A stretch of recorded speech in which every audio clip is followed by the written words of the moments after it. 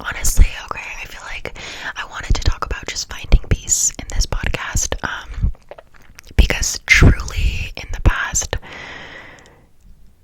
couple of months, I think I started really, really focusing and really devoting my life to Jesus. Back in December, I was going through a really hard time, back in November, or it's like August through November. I kind of had a whole personality kind of change. I got my heart broke by a guy, and I went through a phase of like, all men are bad, you know, like I don't know, I was just like heartbroken, and I, just hated feeling like that. And I read this book, and it's by ғᴏʟʟᴏᴡ called Welcome Home. Then she says in her book, you can't build your home within someone, because then when they leave, you give them the power to make you homeless.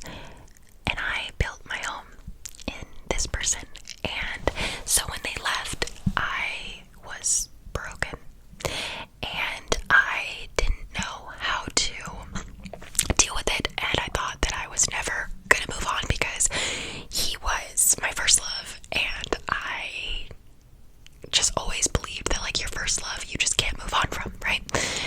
And that was back in August, and now being in February, and literally it's taken me this long.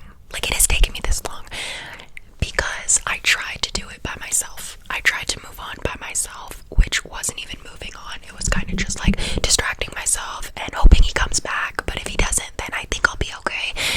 And I was just kind of tired of feeling like that.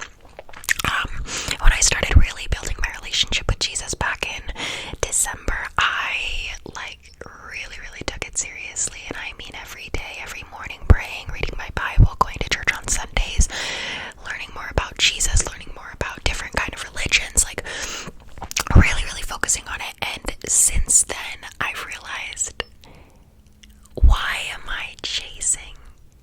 Like, and I know this sounds crazy, but it's just like, why am I chasing a person, like, who, when I'm with this person, I feel hurt,